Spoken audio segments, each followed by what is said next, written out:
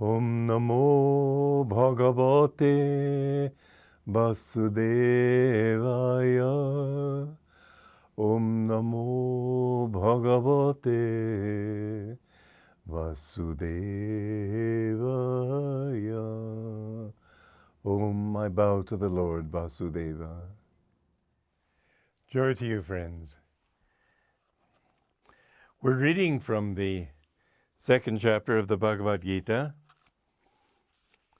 verse 20. This self is not born, nor does it perish. Self-existent, it continues its existence forever. It is birthless, eternal, changeless, and ever the same.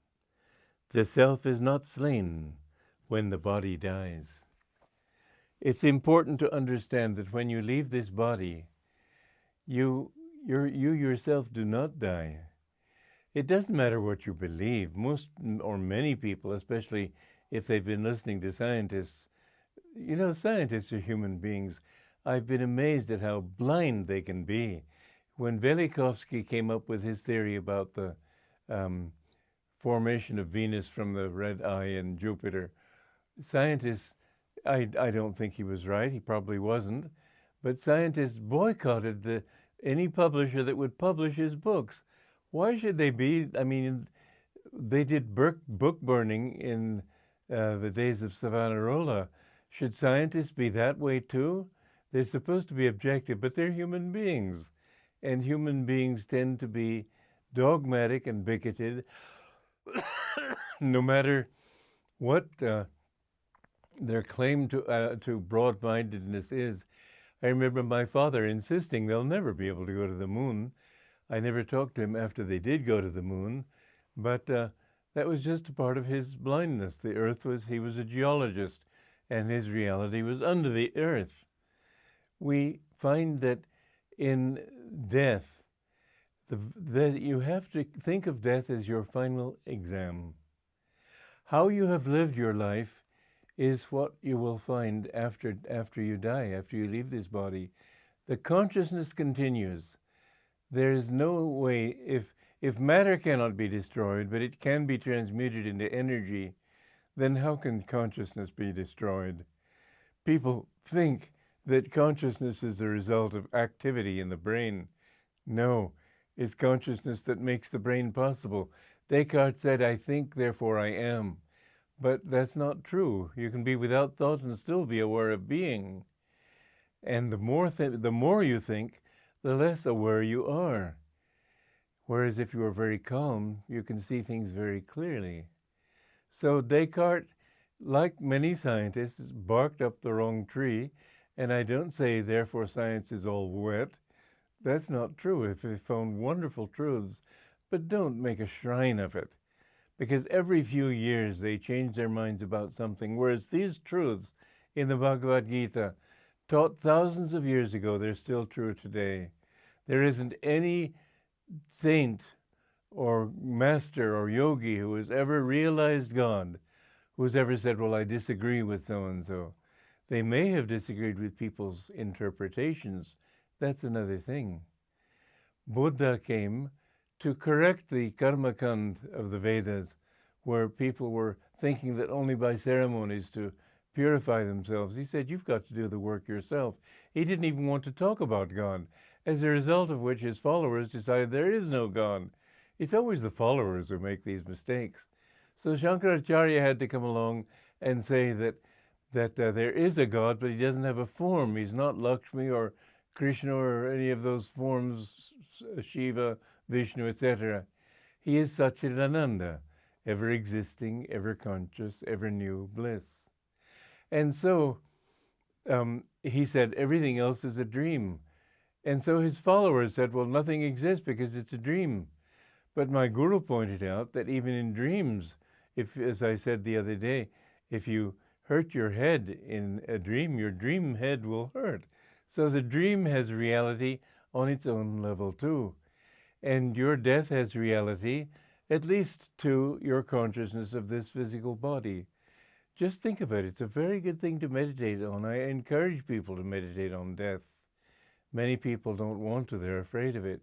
But sooner or later, you're going to have to leave everything.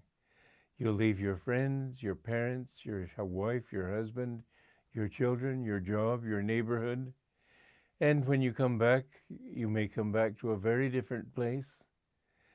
So when you die, be prepared by every day throwing into, every evening I think of, build a bonfire and throw into that bonfire all your identities, all your attachments.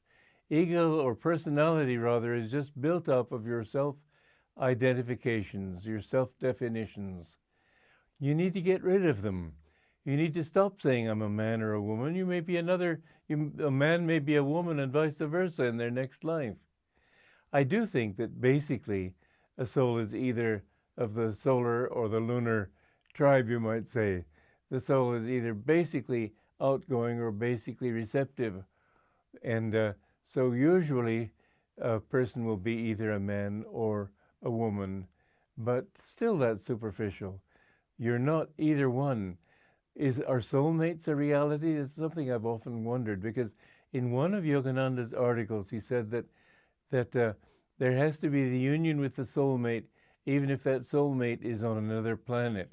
He said it cannot be sexual, and it may be a person of the same sex even. It's a matter of union of souls.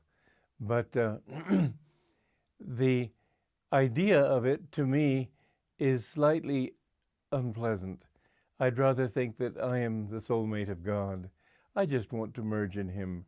And I think that whatever my delusions on that, this is the comfortable one for me. We have to choose those delusions which are always delusions, because any mental definition is a delusion, but at least those that work for us and make us feel more comfortable.